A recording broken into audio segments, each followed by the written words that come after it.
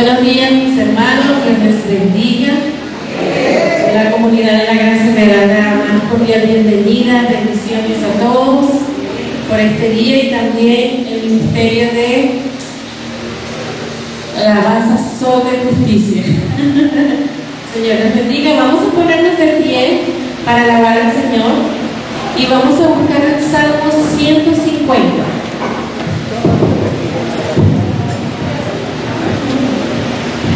Salmo 150.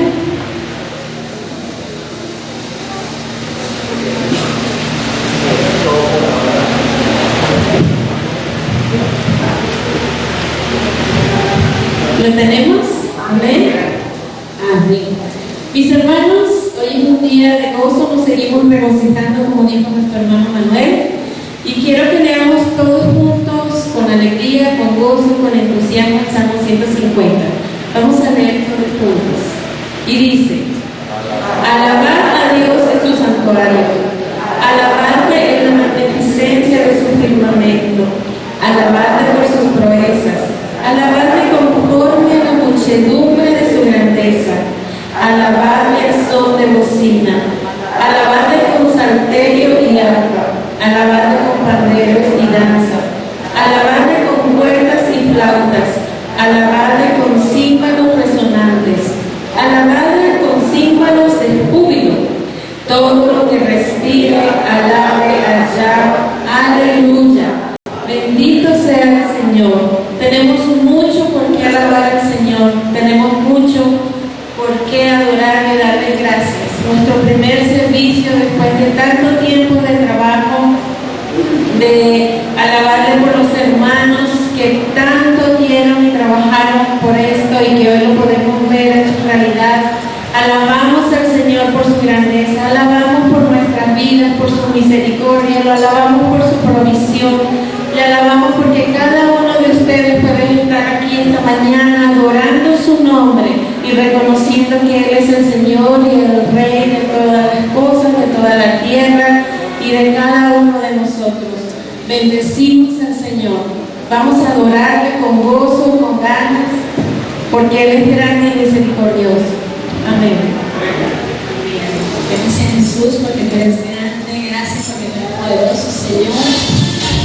Gracias porque el Espíritu Santo de Dios se movía en el principio sobre las aguas.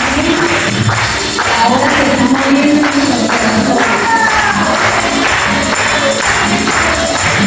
El Señor, el Espíritu de Dios se movía sobre las aguas. El Espíritu de Dios se movía sobre las aguas. Pero ahora se está moviendo dentro de mi corazón. Pero ahora se está moviendo dentro de mi corazón. El Espíritu de Dios se movía sobre las aguas. En el principio el Espíritu de Dios se movía sobre las aguas. Pero ahora se está moviendo dentro de mi corazón. Pero ahora se está moviendo dentro de mi corazón.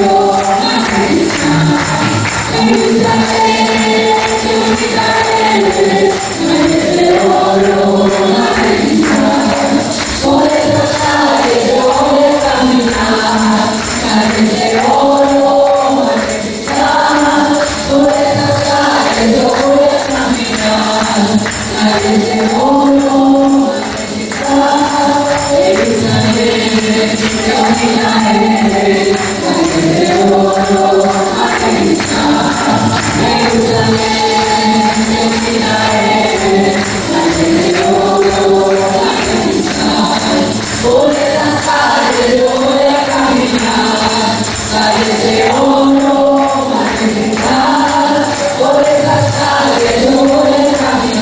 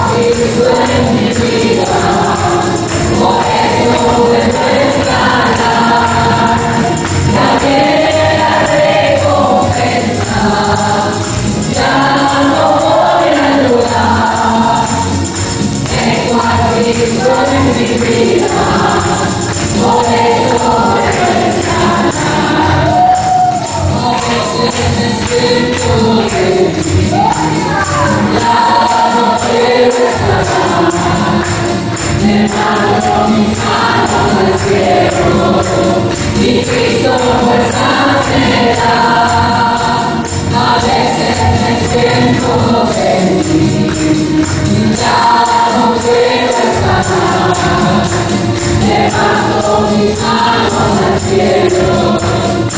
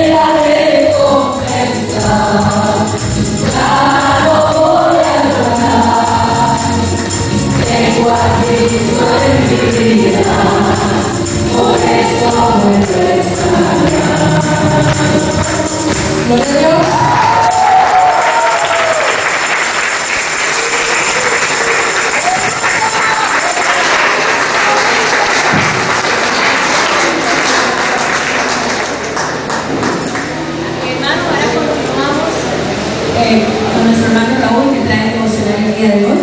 Así que pueden tomar asiento. Muy bien, hola, ¿sí me oyen, verdad? Sí. Buenos días, hermanos, ¿cómo están? Bien. Qué bueno, qué bueno. Bueno, gozo. Eso es muy importante porque hoy es un día muy especial, porque como pueden ver, estamos en nuestra serie. Ha sido un largo trabajo y lo estamos disfrutando. Lo vamos a disfrutar.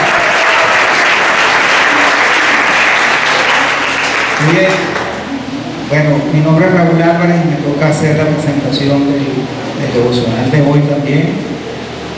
Pero hay que decir algo importante, sobre todo a los padres que están con sus hijos. Si los niños quieren ir al baño, por favor, se los participan a cualquiera de nuestros hermanos de protocolo que amistosamente los bajarán, porque hay que tener mucho cuidado con la escalera, ¿verdad? Aún nos faltan muchos detalles, pero se está trabajando en ello. ¿Ok? Entonces vamos a salir todo bien con la gloria de Dios. La pregunta de siempre: ¿algunos de ustedes en esta nutrida hoy está sintiendo por primera vez acá con nosotros? Por favor, levanten su mano. Oye, qué bueno, todos somos familia, gloria a Dios, bienvenidos entonces. Bueno, hermanos, vamos a dar inicio al devocional y oremos para ello. Dios Padre Todopoderoso, ante ti venimos esta mañana con la presencia de tu Hijo Jesús, el Rey de Reyes y Señor de Señores, y también con la ayuda, el auxilio y el poder del Espíritu Santo, para que aquellas cosas que nos vamos a decir hoy, en este momento, sean bien entendidas por nosotros, nos dé el discernimiento adecuado y nos queden grabadas en nuestras mentes, en nuestro corazón y lo pongamos en acción. Petición que hacemos en el nombre de tu Hijo Jesús. Amén. Bien, bueno, el devocional que traigo para ustedes hoy es formas de relajarse en la gracia y en el amor de Dios. Son unos tips que debemos siempre tener presente, porque ¿qué es lo que sucede?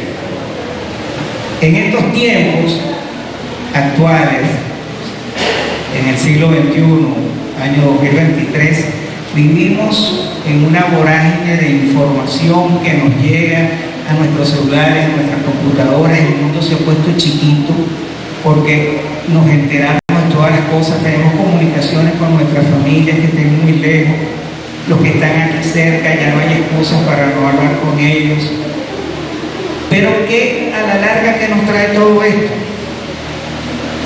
A veces nos empezamos a preocupar de que sabemos que, por ejemplo, mi hijo que está en Panamá pueda tener una situación difícil y no poder estar uno ahí con ellos, y entonces empezamos a ver cómo queremos resolver esas cosas. Es como una vez el hermano Eiler en una clase que nos decía, con un hombre cargando un saco de yuca, se paró una camioneta, le dijo, señor, móntese atrás, y el hombre se montó todavía con la cara. Eso es una situación que tenemos nosotros y debemos buscar el auxilio. Gracias a Dios tenemos una herramienta muy importante que es la oración. Pero cuando estemos en oración y después que terminemos, es muy bueno, o antes o después, siempre buscar un auxilio de la palabra de Dios. Y para eso Dios nos dio su libro. Lo primero que tenemos que ver es la perfección de la palabra de Dios. Démonos cuenta de cuán perfecta es. Y para hacer la cita sería con el Salmo 119, versículo 96. Y voy a leerlo de la Nueva Versión Internacional porque me parece que es claro, preciso y conciso. Y dice así: he visto que aún la perfección tiene sus límites. Solo tus mandamientos son infinitos. Esto es bien chévere porque nosotros vemos las obras que ha hecho Dios, comenzamos a detallarlas y nos damos cuenta que siempre tienen algún error. No porque Dios las hizo mal, sino sencillamente que cargamos nosotros con eso cuando por allá en el Edén cometimos el gran error que estamos pasando. Y queda la perfección de la palabra de Dios con parte del final del versículo que dice: solo tus mandamientos son infinitos.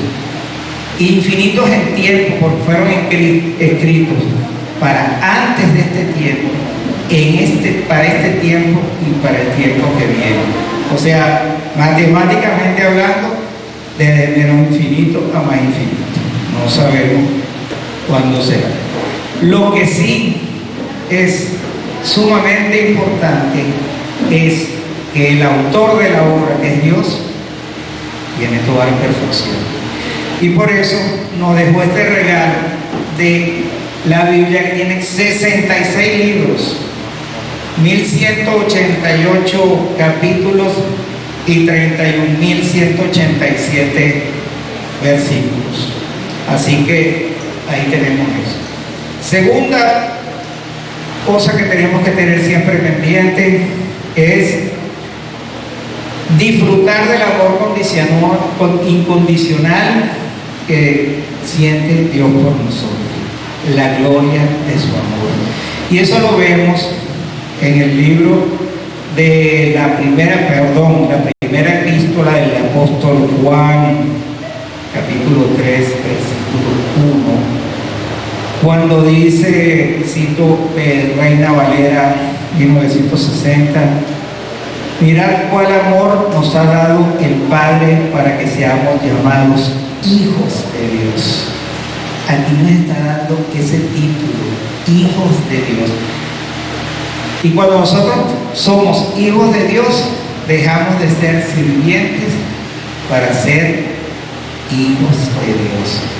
Por el parentesco que tenemos, ya estamos bien, vamos a decirlo así. Ahora, ¿quién nos llama hijos de Dios? Pues podemos citar hacemos tres citas. Una es el Dios Padre.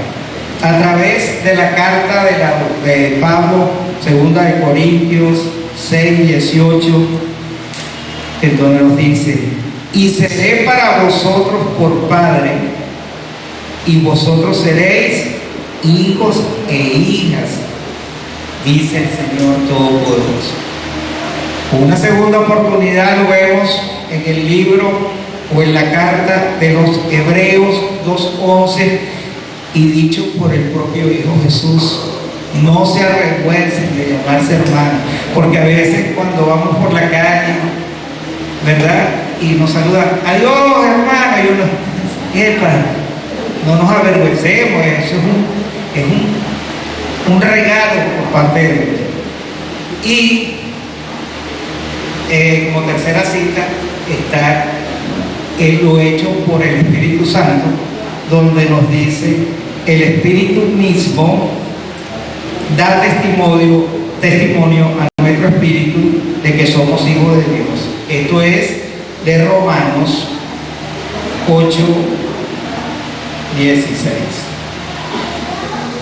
Otro punto importante es que dejar que Dios se haga cargo.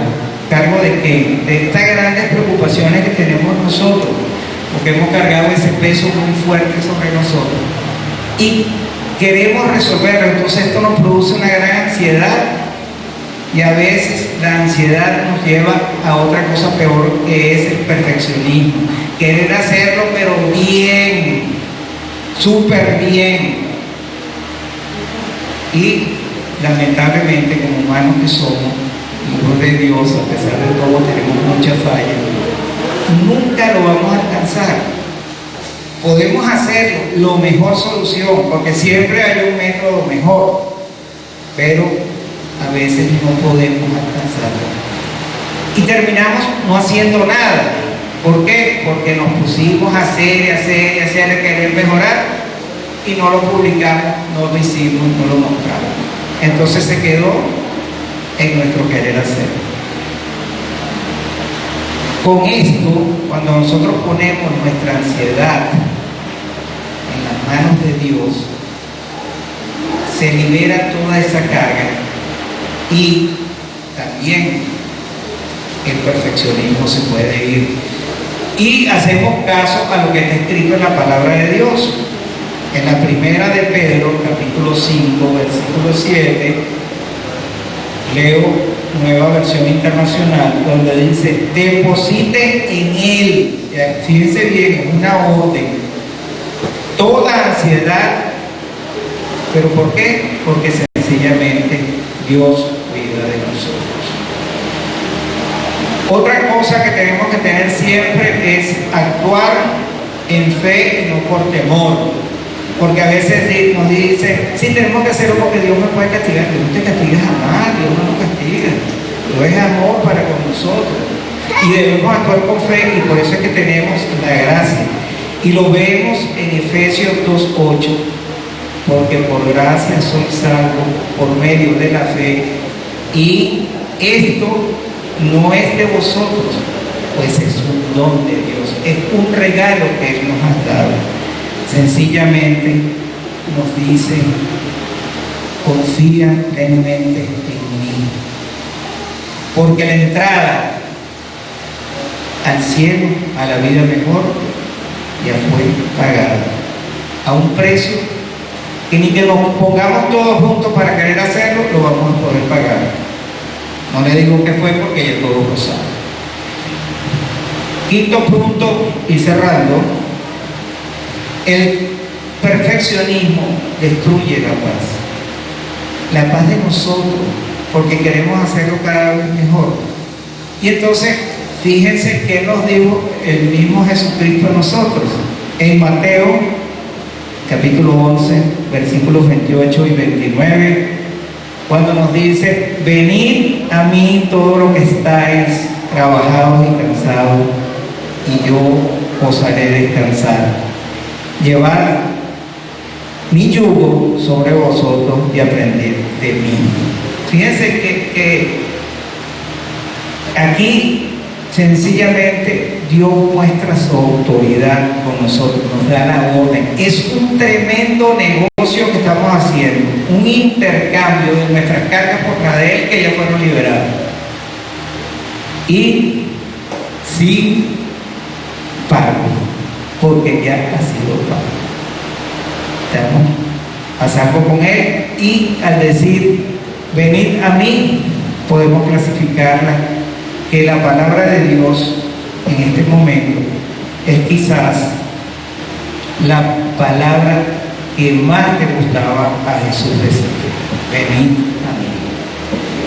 Ahora, que en nuestra vida vamos a tener muchos fracasos, eso es indudable, sí lo tenemos, pero hay una cosa en que no debemos fallar, y aquí es citando a la epístola de los Hebreos capítulo 12 versículo 15, y dice: mirad bien, no sea que alguno deje de alcanzar la gracia de Dios. O sea que nos está diciendo en este momento una tarea: no dejemos a aquellas personas que quieran acercarse, alcanzar la gracia de Dios, no lo permitamos. Tenemos nosotros las herramientas, y por eso Dios nos ha dado siempre llevar la palabra, tal cual como tuvimos aquí en la canción que vimos hace ratito. Así que, hermanos, dejo esos 5 tips para ustedes y los tengamos siempre presentes. Gracias, Señor, por este momento en que podemos disfrutar de tus palabras, de reunirnos todos aquí y aprender una vez más de todo lo que está plasmado en tu libro, nuestro manual de instrucción y de salvación. Queremos seguir adelante siempre contigo, disfrutando y gozando de tu presencia. En el nombre de Jesús. Amén. Epístola del apóstol Pablo a los Gálatas, capítulo 5.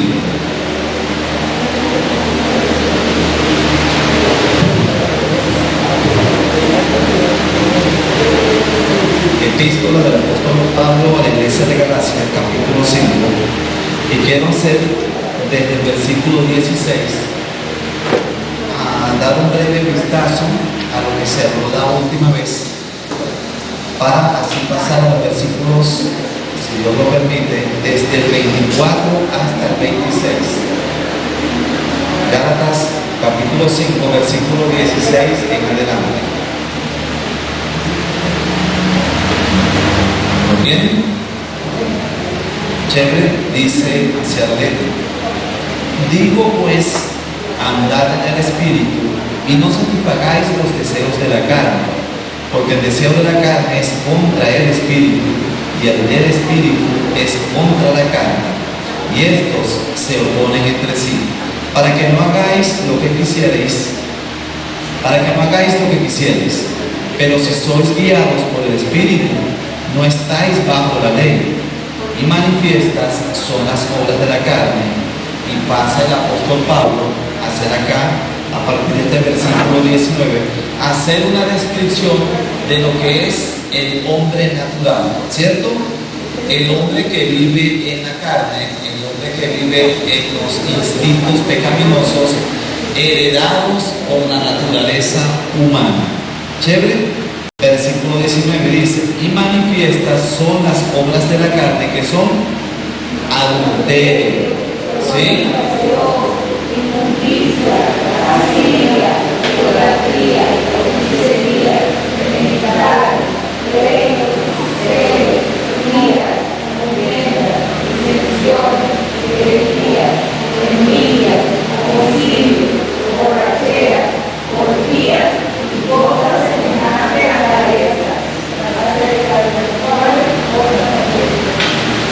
Amén. Muy bien, qué bueno, una sola voz. Entonces, manifiestas son las obras de la carne, que son adulterio, fornicación, tienen que ver con pecados sexuales, básicamente con todo lo que tiene que ver con pecados sexuales. Yo sé que aquí no todos cometen, me refiero a las mujeres, ese tipo de pecados sexuales, pero sí sé que acá la mayoría de hombres cometen ese tipo de pecados sexuales. ¿Por qué? Jesús dijo en Mateo capítulo 5, versículo 28, habéis oído que se dijo, no cometerás adulterio, recuerda, pero yo os digo que todo aquel que ya adulteró con ella en su corazón. Entonces, lamentablemente los hombres tenemos una gran debilidad y es el tema visual.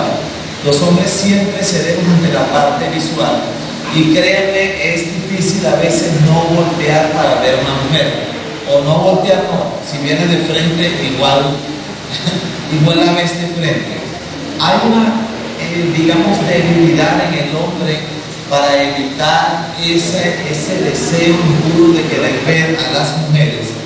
Y algo que es importante recordar es que Jesús dijo que todo aquel, o sea, cuando hablamos del adulterio, no estamos hablando simplemente de un hombre que está casado y obviamente está en algún lugar con otra mujer manteniendo un tipo de relación, llámese sexual, con él. No solo eso es el adulterio. El adulterio es desear. Alguien decía que pecas si ves 2 veces a la mujer, pero que si ves una sola mujer no pecas. Bueno, eso es una gran mentira, obviamente, ¿no? Y claro, tampoco vamos a decir, no, si eso es verdad, como para justificar la naturaleza del hombre. Todo aquel que vea a una mujer y la codicia, dijo Jesús, ya adultera con ella en su corazón. O sea, en pocas palabras, no es nuevo lo de ver a las mujeres, de que los hombres vean a las mujeres. Y no es que los hombres digan, no, o que digamos, no, es que las mujeres ahorita se visten. ¿Saben cuándo se vestían las mujeres? Rudo, en la época de Jesús. Nada se mostraba. Y aunque no se mostraba nada, ya los hombres las veían. Entonces Jesús lo dijo. O sea, no podemos, hombres, justificarnos y decir, es que las mujeres ahora cosas muy abajo, o muy arriba, o comen mucho pollo inyectado con hormonas, y entonces se desarrolla más de lo normal. Entonces, no. Es la naturaleza del hombre caída que siempre le lleva, y más cuando el hombre alimenta ese deseo de querer ver. ¿Sabe que el proverbio dice que no se sacia la vista de mirar? Así dice el proverbio, no se sacia los ojos de mirar. Y el hombre, mujeres, sépanlo, y lo dice un hombre, quiere ver un poco más allá. Casi que quisiéramos tener visión de rayos X como Superman. Sí, es la realidad. Hablo como hombre, diría Pablo en este caso. Pero no es nuevo la costumbre de ver a las mujeres. Ya existía desde muchos años atrás. Job, uno de los patriarcas. ¿Cuántos han oído hablar de Job? Bueno, Job existió posiblemente antes de Abraham, se cree. Uno de los patriarcas, un hombre de la antigüedad, aunque el libro de Job está ubicado en los libros poéticos, llámese Salmos, Proverbios, Eclesiastés, bastante más adelante en el Antiguo Testamento. Entonces a veces creemos, no es que Job es desde acá, no tiene mucho tiempo, no. Job existió antes de Saúl, de David, de todo. Se cree que no fue quizás contemporáneo, posiblemente hasta con Moisés. Perdón, hasta con Moisés no, fue mucho antes de Moisés. Fue contemporáneo quizás con Abraham, ¿sí? O sea que Job existió desde hace muchísimos años. Vamos un momentico a Job capítulo 31 y vean lo que Job dice. En medio de su situación, cuando estaba pasando ese duro proceso por el que pasó, y él estaba como presentando defensas acerca del por qué estaba en esa condición, él hace una afirmación acerca de su integridad. Era un hombre que pudiéramos decir un ejemplo de hombre cristiano o un ejemplo de hombre que creía en Dios. Vean cómo él dice en Job capítulo 31, versículo número 1. Dice así, voy a leer y ustedes me siguen si no lo han conseguido. Dice: hice pacto por mis ojos, y pregunta, ¿cómo pues había yo de mirar a una virgen? Entiéndase, virgen, una mujer que no ha tenido una pareja como, digamos, un hombre, en pocas palabras, no una virgen como a veces se le conoce en la iglesia católica, ¿sí? Entonces él dice, ¿cómo pues había yo de mirar a una virgen? El hombre no volteaba a ver a las mujeres, tenía esa capacidad que la mayoría de nosotros no tiene. En el versículo 7 dice, y si mis pasos se apartaron del camino, si mi corazón se fue tras mis ojos, ¿a cuántos hombres se le va su corazón detrás de los ojos? Sí, las mujeres dicen que sí, pero ustedes no lo saben. Los hombres sí lo saben. Cuando voltean y ven y su corazón está detrás de esa mirada. ¿Sí me explico? Versículo número 8. Siempre yo y otro coma, y se arrancaba mi siembra. Si se fue en mi corazón engañado, si fue mi corazón engañado acerca de mujer, y si estuve acechando a la puerta de mi prójimo. ¿Sí? Él está hablando, si mi corazón se fue detrás de una mujer, si deseé a la mujer de un vecino o de otra persona, si mi corazón estaba en todo eso, entonces que otro esté con mi esposa, dice que otro se encorve sobre mi esposa, dice la lectura, verso 10, muera para otro mi mujer, ¿verdad? Y sobre ella otros se encorven, porque es maldad e iniquidad que han de castigar los jueces. Y continúa así la lectura, le invito a leerlo, porque me estoy enredando en la lectura, a que usted pueda leerlo y pueda ver el corazón que este hombre tenía en cuanto a su integridad, donde sus ojos no se iban detrás de una mujer. Así que hombres, si ustedes son de los que voltean primera y segunda y todas las veces que lo hagan a ver a una mujer y usted empiece a tener pensamientos, usted puede decir y recordar Mateo capítulo 5 verso 28, que dice, ¿cómo dice Mateo 5 18? Y sepa que todo aquel que mira o ve a una mujer y la codicia en su corazón, entonces ya está adulterando, ¿sí? Básicamente le estoy parafraseando lo que el texto está diciendo allí. Usted puede recordar eso. ¿Saben que es muy desagradable? Bueno, lo veo yo como hombre, no sé las mujeres cómo se sienten. Esos hombres que cuando voltean y ven mujeres parece que hacen un gesto con su boca que parece que estuviesen chupando caña de azúcar o comiendo pastillas. Hacen un gesto sí, así como cuando no le duele una muela o cuando usted se da un golpe casi y dice gloria al Señor. Pero hay hombres que hacen ese gesto cuando ven una mujer. Eso puede considerarse como la máxima expresión quizás de la lujuria. Puede imaginarse uno qué pensamiento circula por la mente de ese hombre cuando ve a una mujer. Ustedes se pueden imaginar. Y hay otros que son un poco más atrevidos, pero no hablemos de ese punto. Sin embargo, Job era un ejemplo en cuanto a eso.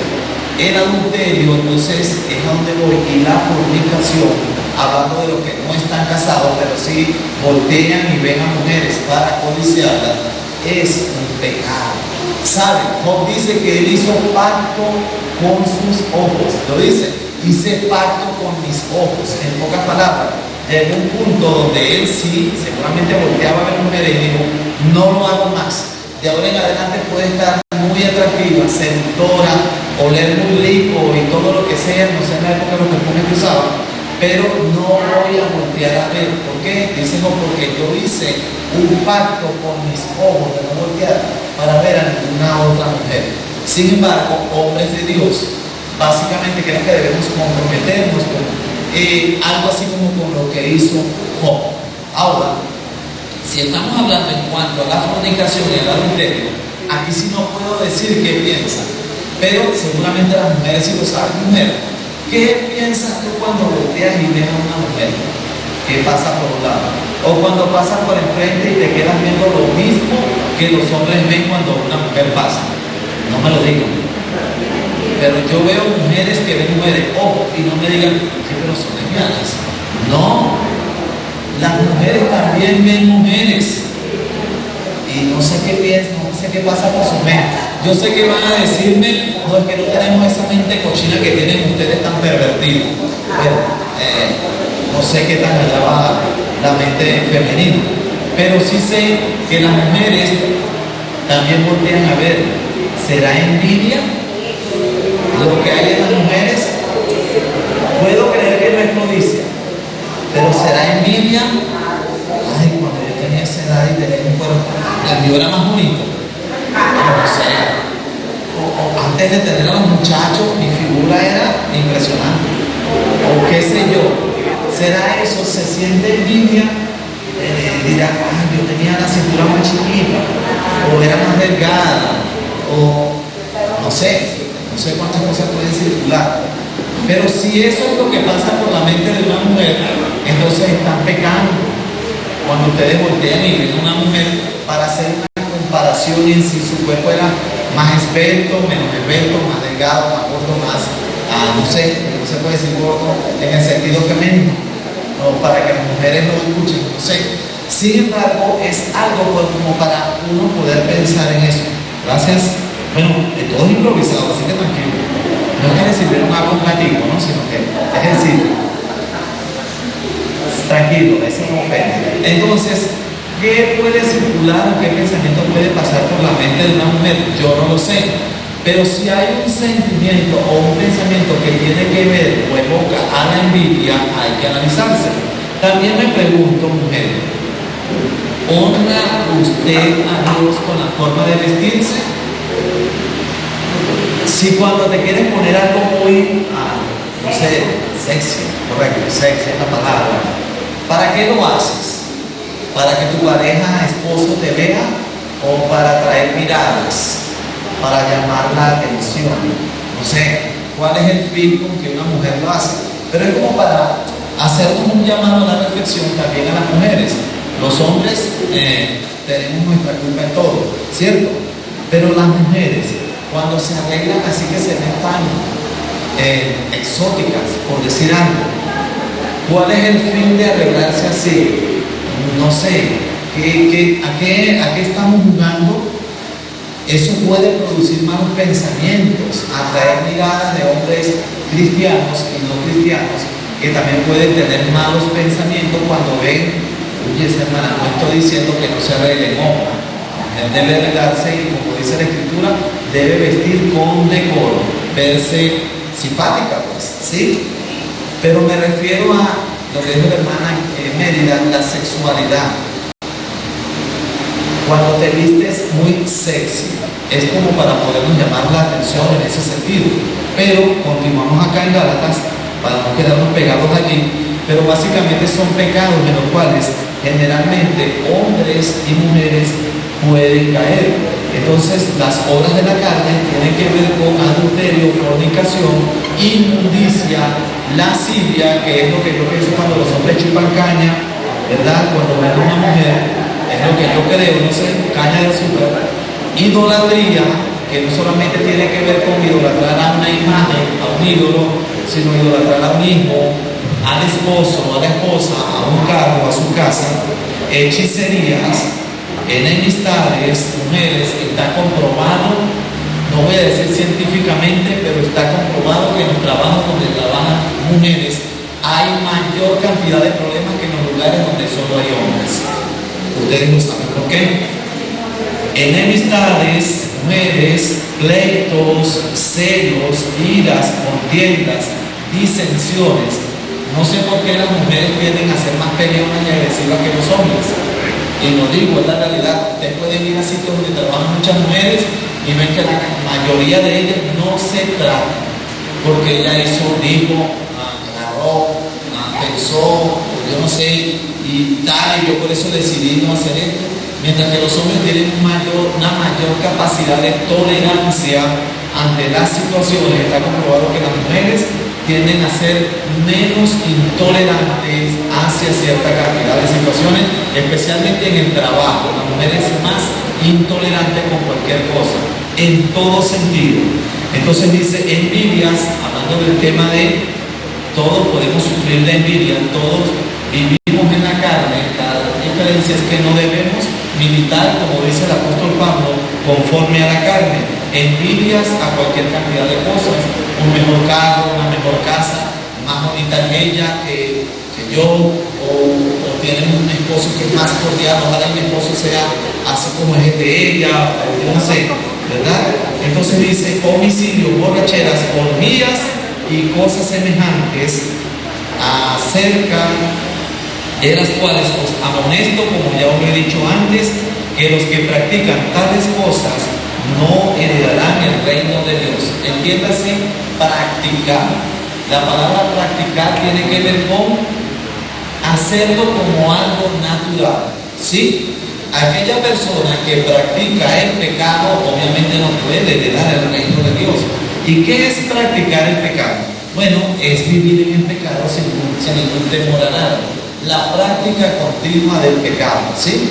No se puede juzgar a un cristiano que dijo una mentira versus una persona que está acostumbrada a mentir. No sé si me explico. No estoy avalando la mentira. Mentir es pecado. Del color que usted quiera catalogar una mentira, de igual manera es pecado. El problema bíblico está en lo que dice Pablo: el que practica, el que lo hace como algo común, como algo cotidiano, como que ya, o sea, hay cristianos que mienten y mienten tanto.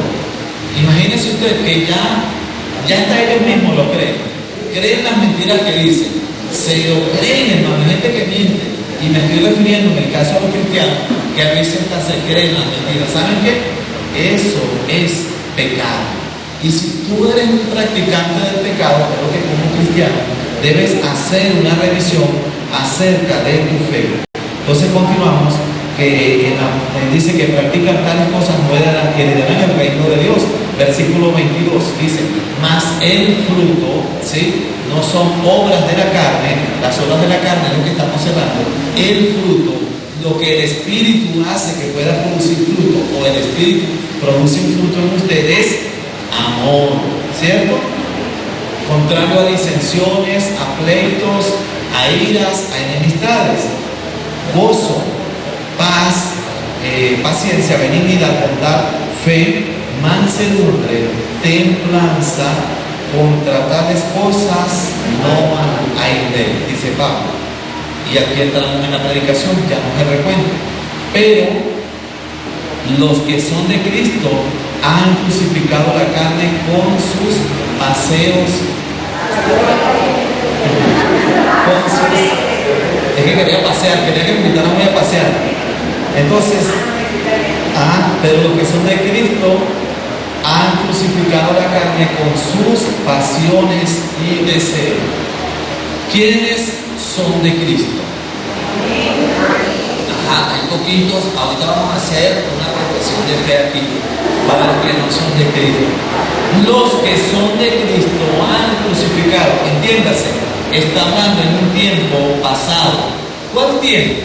El tiempo donde usted decidió entregar su vida a Cristo, donde usted decidió tomar la decisión de seguir a Cristo. Y dijo, bueno, yo he sido infiel a mi esposa y ahora tomo la decisión de no seguir siendo infiel, porque ya yo he nacido de nuevo, acepté a Cristo. Porque si yo digo que acepté a Cristo, pero fui infiel, sigo siendo infiel, entonces hay algo que me está dando bien. Es una vida que debe revisar. confesarse.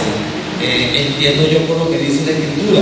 Si usted es alguien que mentía en el pasado y aún continúa practicando ciertas mentiras, es un buen momento para escudriñarse a la luz de lo que estamos leyendo aquí en Gálatas. ¿Por qué? Porque los que son de Cristo han crucificado la carne con sus pasiones, ¿sí? Esas pasiones que batallan contra el espíritu, si ya fueron sacrificadas, si ya fueron de alguna manera crucificadas, no deberían estar allí, por lo menos manifestándose. Pueden estar allí, pero usted está teniendo una lucha contra esas pasiones.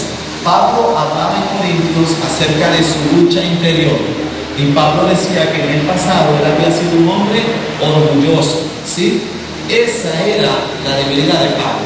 La lucha interior de Pablo era su orgullo, el haber estudiado mucho, en su tiempo llegar a ser uno de los hombres más conocedores de cultura general en idiomas que se hablaban en ese momento, en la palabra de Dios, en el Antiguo Testamento, en su creencia farisaica.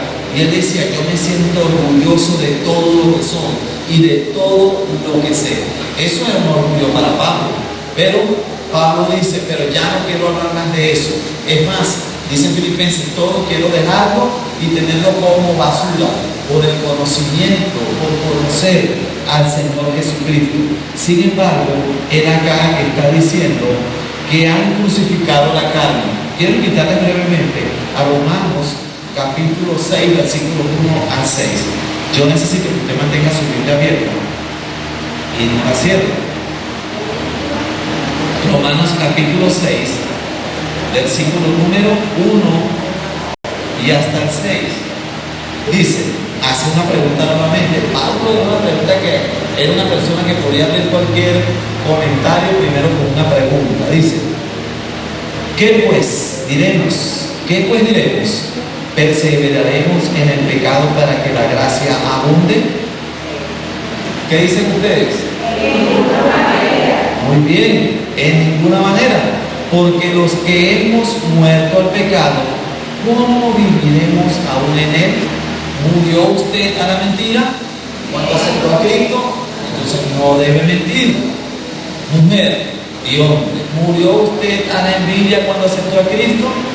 Entonces no vea a una mujer que tiene una mejor figura que usted, ¿cierto? Sino que de alguna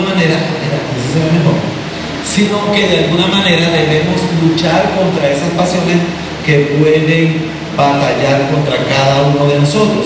Versículo número 13.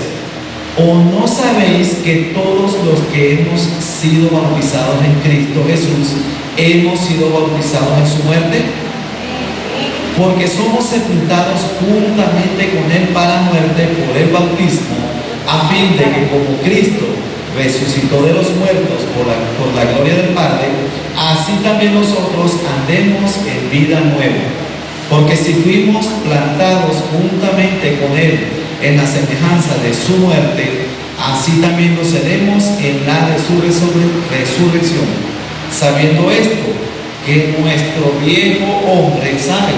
La vieja naturaleza, aquel viejo Iván que antes se saciaba conforme a los apetitos y deseos de su carne, ya no debe vivir y tener el control de mi vida. Dice que nuestro viejo hombre fue crucificado, muy bien, juntamente con él, para que el cuerpo del pecado sea destruido. Hermanos, no es fácil, pero hay que destruir ese cuerpo del pecado.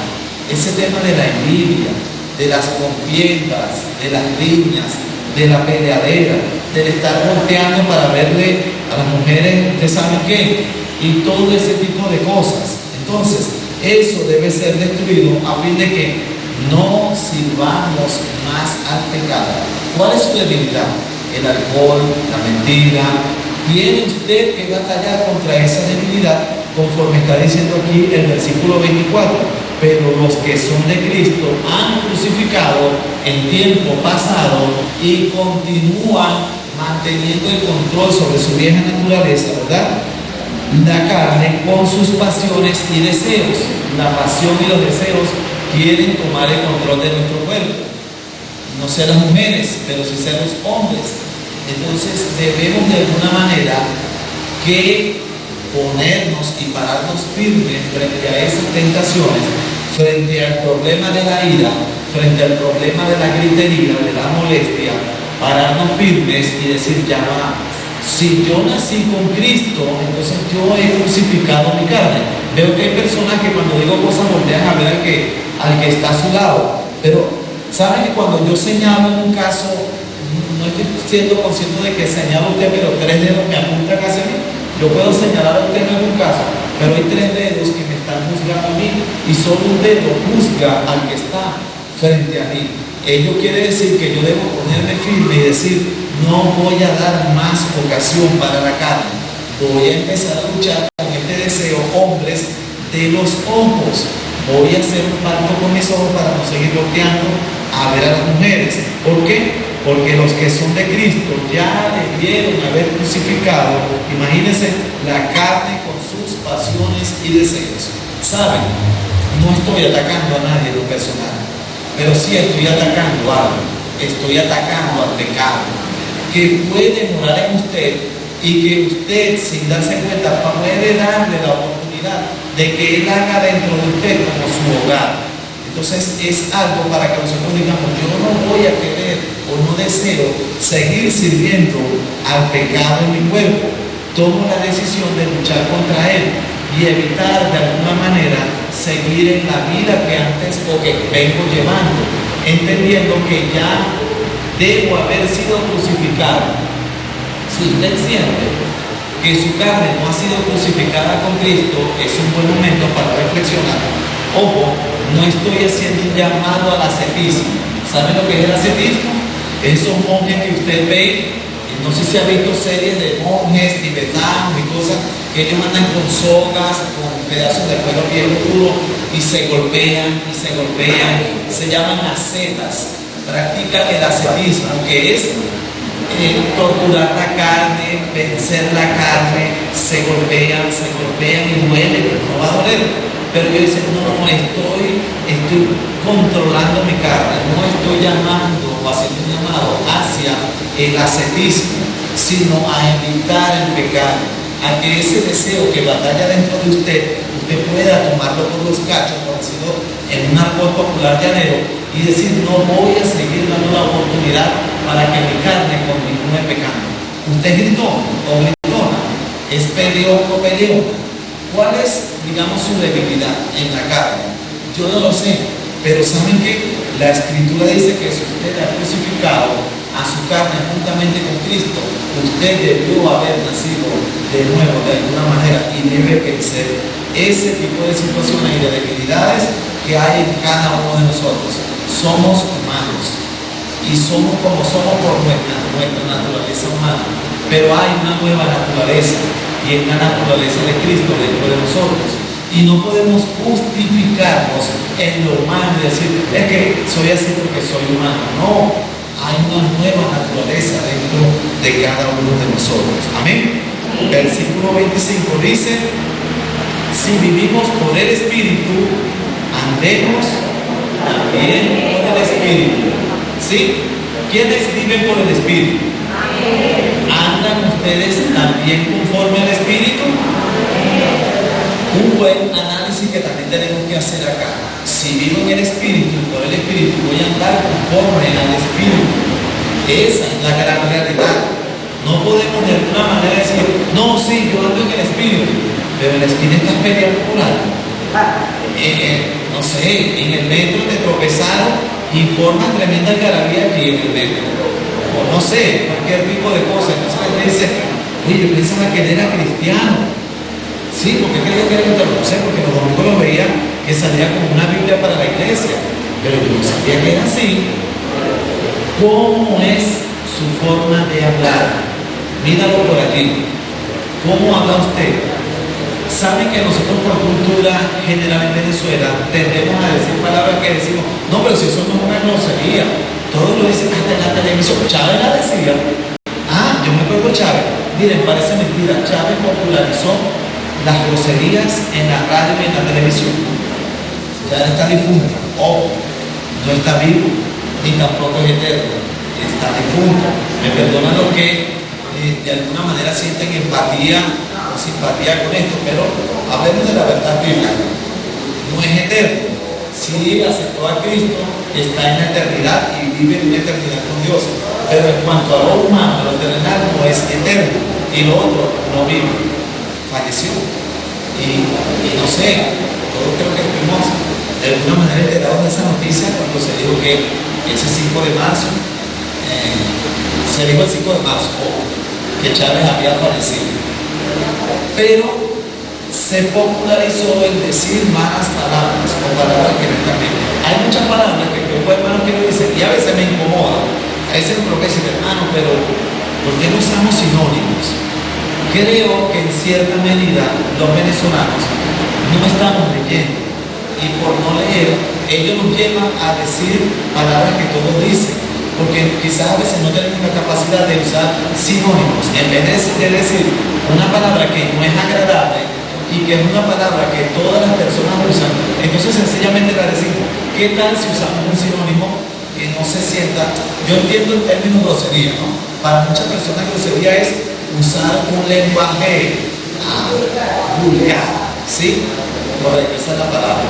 Pero saben que hay malas palabras que nosotros usamos diariamente y no usamos un sinónimo.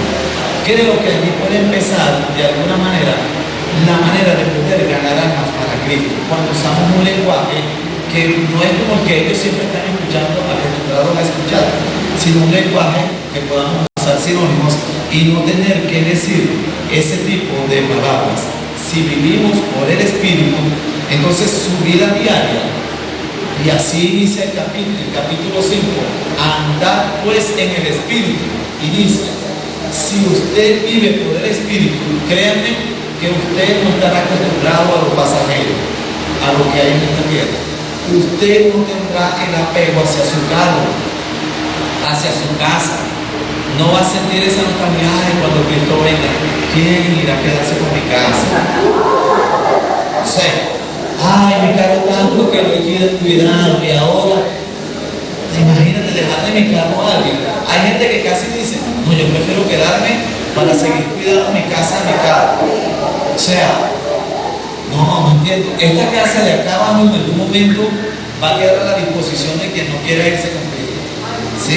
El que quiera venir y tomar posesión de esta casa puede hacerlo, saben, con toda libertad. Los que quieran quedarse, ojo, y no quieran irse de primer tratamiento, pueden tomar posesión de toda esta estructura y hacer una iglesia distinta a la nuestra si quieren. ¿Sí?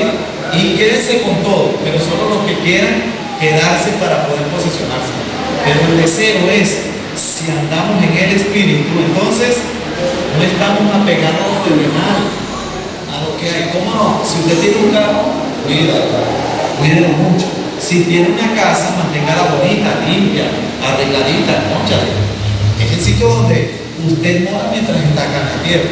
¿Saben qué es lo malo de cuando los pastores tienen carros de último modelo? Lo último, imagínense esa torreta que está saliendo ahorita. Que la gente va a decir, Álvaro, mira el pastor, tremenda camioneta.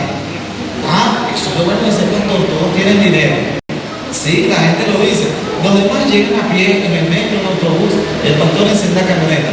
Pero ¿saben también qué es lo malo cuando el pastor tiene carro y no tiene dinero? No, madre, mire ese carro como echa humo. Qué feo, suena todo cuando el carro cae en un hueco. No, no tenemos que. ¿Quién va a ser pastor así? Con un pedazo de carro. Es difícil, sí, es difícil amoldarse a lo que el mundo piensa. Si tienes un carro muy bueno, te lo critican. Y si tienes una perolita, también te la van a criticar. Si tienes el carro bueno, van a decir, cónchale, ¿quién no quiere ser pastor así? Pero si tu carro es malo, van a decir, no, para ser pastor así prefiero no ser pastor, andar en bicicleta o andar a pie. El mundo te va a juzgar, sea como sea. Pero el versículo dice, si vivimos por el Espíritu, andemos también por el Espíritu. Es un análisis diario y de cada momento. Ya va, yo vivo por el Espíritu, voy a conducirme como una persona que vive en el Espíritu de Dios. Voy a ser distinto. Que los vecinos no sean los que digan, bárbaro, los gritos de tu esposa se oyen en el estacionamiento. Es impresionante como esa señora grita. Mira, tú no has analizado que tu esposa puede trabajar en un plan vacacional con niños, ¿vale? Sería bueno considerar eso. O qué sé yo, o si es el hombre el que grita. Oye, me imagino tu esposo, él debería ir a los Juegos de Caracas Magallanes para que grite duro. Porque se oyen los gritos del hombre. Sí, versículo 26 dice, no nos hagamos vanagloriosos. Bueno, Juegos Caracas Magallanes no, tiburones Magallanes, tiburones Caracas, es un juego que son buenos y emocionantes. Verso 26 dice, no nos hagamos vanagloriosos. ¿Cómo? ¿Qué es vanagloria? ¿Usted sabe lo que es vanagloria? Sí, ¿verdad? Ser presumido. Como que tengo lo mejor. Imagínense ustedes a un maracucho. Me disculpan los maracuchos, pero todos sabemos que los maracuchos tienen un ego, ¿saben? Tienen su propio país, independiente de Venezuela, su propio lago, tienen su propia vía de comunicación hacia Venezuela, donde ellos pueden transitar, tienen todo lo que ellos necesitan allá, porque saben, ese sentido que tienen los maracuchos bien arraigado dentro de sí. O nuestros amados hermanos argentinos, obviando el hermano Daniel. ¿Sí? Ustedes saben, los argentinos, imagínense una discusión entre un colombiano y un argentino. Ayer la vivimos, hermano Carlos, ¿se acuerdan? Una discusión entre qué es lo mejor entre Argentina y Colombia. Bueno, imagínense ustedes, Argentina con todo lo que tiene, la mejor carne de Argentina, los mejores ingenieros de Argentina, científicos, o los maracuchos, cuál es la mejor cachama, cuál es el mejor cochino, cuál es lo mejor, todo está en Maracaibo, Caracas, Venezuela, no hay más nada, solo lo de allá. Aquí dice, no nos hagamos vanagloriosos, ¿sí? Usted tiene un buen carro, no se vanaglorie de eso se va a quedar. Una buena casa, mira mi casa, mira mi apartamento, compré la mejor pintura, el mejor televisor, el mejor qué sé yo, y lo mejor, no nos hagamos vanagloriosos, dice, irritándonos unos a otros. ¿Saben qué? En la iglesia de Galacia había hermanos con tendencias maracuchas y argentinas. Sí, decían, yo sé más que aquel, yo tengo más capacidad que el otro, yo puedo hacer esto mejor, ¿saben? Yo creo que en mí hay la naturaleza de Cristo mayor que en aquel. ¿Saben? Eso que a veces presumen de que tenemos lo mejor, o que les gusta que los elogien. Pero a todo ser humano le gusta que lo elogien, a quien no le gusta que lo elogien. El problema está en cuando usted busca esa gloria para usted, cuando usted no está buscando la gloria para Dios. ¿Quién hizo esa estructura? No sé yo. Eso, no, un grupo de hombres trabajaron aquí y fue una bendición lo que se hizo. ¿Quién hizo esta decoración? No, esa la hizo el hermano Tal. No, un grupo de hombres y mujeres trabajaron. Esto lo hizo el hermano William, para que sepan. Bueno, yo me fui el viernes en la tarde y él estaba decorando y cuando vine que fue así, hermano William, tremendo talento. Entonces, imagínense ustedes, de alguna manera siempre buscamos la vanagloria, siempre buscamos el elogio, siempre buscamos que nos digan que todo quedó bien. Esposos, ustedes tienen que elogiar a sus esposas porque lo necesitan. De alguna manera las mujeres necesitan que se les reconozca, pero la diferencia está en el vanagloria, ¿sí? No caer allí. Dice irritándonos unos a otros, sin irritarse unos a otros. Irritarse al punto de decir, ya vale, yo sé que tú tienes lo mejor, yo sé que en Maracaibo se dan los mejores plátanos, yo sé que en Maracaibo es lo mejor, yo sé que esto y esto y esto, pero ya lo mejor tiene todo lo que en la cara, ónchale, para con eso. Entonces, irritándonos, llegan al punto de que dicen yo, ¿qué saben? El yo por delante, en todo caso. Y aquí dicen, irritándose unos a otros hasta el punto de llegar a la envidia. Entonces, envidiándonos unos a otros. ¿Saben? Es difícil, muy difícil vivir en un país como Venezuela, donde usted ve una película y puede ver que la gente dice, fui y compré esto. Oye, que yo no consigo eso. Fui y conseguir, por ejemplo, un repuesto de carro, pero que tenemos un carro siempre andamos en lo mismo. Como no es que buscamos lo barato, sino que lo que se consigue son baratijas a precio alto. Entonces usted compra un repuesto y el repuesto no dura nada y dice, oye, como quisiera que la marca tal la hubiese en Venezuela. Eso para el vendedor de repuestos, el mejor repuesto es el que ellos tienen, pero ellos están conscientes de que venden una basura. Sin embargo te dicen, tenemos el mejor repuesto, este es lo mejor que ha llegado. Y uno a veces dice, oh, chale, como quisiera, vale, que se pudieran conseguir cosas de buena calidad, como era antes. Y por eso digo, vivir en Venezuela a veces es un problema. Ahorita estamos viendo tantas situaciones de las cuales nos quejamos de nuestro país. Y a veces hace falta una voz que se levante y diga cosas duras, pero que sean verdad. Fíjense lo que sucedió en el año 1996 en los Estados Unidos. Tengo acá y se lo voy a leer. Alguien me lo envió por WhatsApp y leí la historia y dije, voy a documentar si es verdad. Pensé que era algo reciente, resulta que fue en el año 1996. Sucedió en la apertura, en una oración de apertura en el Senado de Kansas. Dice, parece que esta oración molestó a algunas personas cuando se le pidió al pastor Joel Wright que hiciera la oración de apertura en el Senado de Kansas. Todo el mundo esperaba una oración ordinaria, pero esto no es lo que ellos escucharon. Abro comillas, así inició la oración. Señor, venimos delante de ti este día para pedirte perdón y para pedir tu dirección. Sabemos que tu palabra dice, maldito aquellos que llaman bueno a lo malo o que llaman bien a lo que está mal, y es exactamente lo que hemos hecho. Dice, hemos perdido el equilibrio espiritual y hemos cambiado nuestros valores. Hemos explotado al pobre y hemos llamado a eso suerte. Hemos recompensado la pereza y la hemos llamado ayuda social. Eso fue en el 96. No había llegado lo que tenemos hoy en Venezuela. Hemos matado a nuestros hijos que aún no han nacido y lo hemos llamado la libre elección. Hemos abatido a nuestros condenados y lo hemos llamado justicia. Hemos sido negligentes al disciplinar a nuestros hijos y lo hemos llamado desarrollar su autoestima. Hemos abusado del poder y hemos llamado a eso política. Hemos codiciado los bienes de nuestro vecino y a eso lo hemos llamado tener ambición.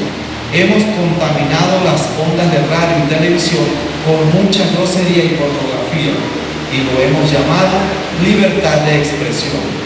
Hemos ridiculizado los valores establecidos desde hace mucho tiempo por nuestros ancestros y a esto lo hemos llamado obsoleto y pasado. Oh Dios, mira en lo profundo de nuestros corazones, purifícanos y líbranos de nuestros pecados. Amén. Cierro comillas. La reacción fue inmediata. Un parlamentario abandonó la sala durante la oración. 3 más criticaron la oración del pastor, calificando la oración como un mensaje de intolerancia.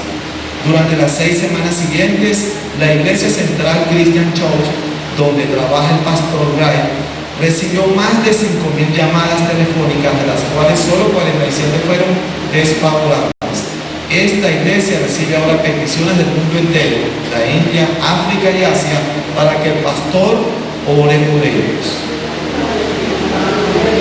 Hoy en día en Venezuela vivimos una situación muy similar.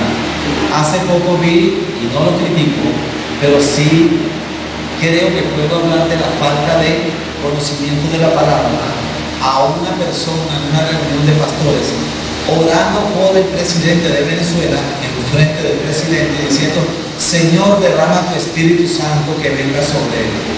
Si no es cristiano, eso no va a suceder. Si no eres un hijo de Dios, el Espíritu Santo no puede habitar en una persona que no es hijo de Dios. Pero si hay ayuda social, si hay recursos detrás de todo eso, si hay una iglesia bien equipada, si hay todo ese tipo de cosas, bueno, yo oro la oración que él quiera orar o que él quiera escuchar. Pero el punto acá es que en cierta medida la iglesia en general, y hablando de este versículo, hemos perdido el norte. La política está invadiendo las iglesias. Hay personas dice, ¿y ustedes por qué no van a eso de tu iglesia o tu casa o el pastor bien equipado es? A un bono, salió un bono. Un bono para los pastores. ¿Ah? El bono del buen pastor. Muy bien. Muchos quieren correr despavoridos. Es oficial, el bono del buen pastor anunciado. Corren despavoridos detrás del bono del buen pastor. La iglesia ha perdido su nombre. La iglesia ha perdido el conocimiento bíblico y sencillamente queremos vivir en lo que produce vanagloria, en lo que vean que si nos están ayudando, que nos van a dar. Si hoy pactas con esa gente, mañana tendrás que abrir tu iglesia para que ellos vengan a hacer lo que ellos quieran hacer, sean de lo que sea. Si les permites montarse en tu tarima o en el púlpito, o les permites entrar a tu casa, mañana tienes que entregarle a tus hijos para que ellos hagan lo que quieren hacer con tus hijos. La iglesia debe ser apolítica. La iglesia solamente vive para servir al Señor de señores y no al gobierno humanos.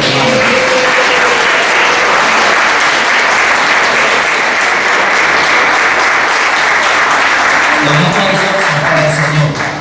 Lo importante es que cada cristiano debe definir su posición ante el Estado y ante sus amigos y vecinos. ¿Eres cristiano? Actúa o dices ser cristiano, actúa y vive como un cristiano. Toma una decisión hoy. Si vives para Cristo, sigue a Cristo. Si vives en chismes, no estás sirviendo a Cristo. Si vives codiciando, teniendo relaciones con mujeres que son casadas, o no sé, o no casadas, o lo que sea, no estás sirviendo a Cristo.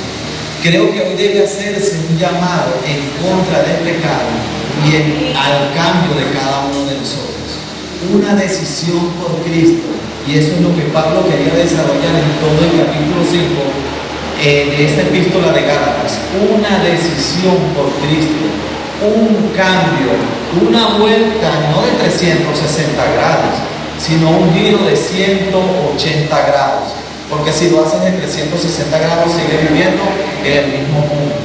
Un giro donde todo va a cambiar, donde debes decirle no a la envidia, no a la mentira, no a los deseos de los ojos y a todo ese tipo de cosas que batallan contra el alma. Señor, te damos gracias en este mediodía. Gracias, Señor, por la oportunidad que tenemos de hacer este primer servicio en este lugar oficial, Señor, en un día domingo. Señor, hoy queremos atacar fuerte y valientemente no a las personas, Señor, sino al pecado, Señor. Pecado que batalla contra nuestras almas y que a veces hemos perdido, Señor, terreno frente al pecado. Hemos perdido terreno porque sencillamente hemos decidido que está bien lo que nosotros hacemos o decimos. Pero cuando lo vemos a la luz de tu palabra, nos damos cuenta, Señor, que está muy, pero muy mal. Ayuda, Señor Dios Todopoderoso, a tu iglesia a poder hacer los cambios, Señor, que sean necesarios, a continuar adelante, Señor, luchando y batallando contra el pecado. Lo pedimos, Señor, en el nombre de Jesús, creyendo, Señor, y confiando en que tú puedes obrar en nuestras vidas, Señor, y en la vida de cada uno de aquellos que son tus hijos y que leen tu palabra y meditan en ella cada día. En el nombre de Jesús lo pedimos. Amén y amén. Gracias, hermanos. Bendiciones.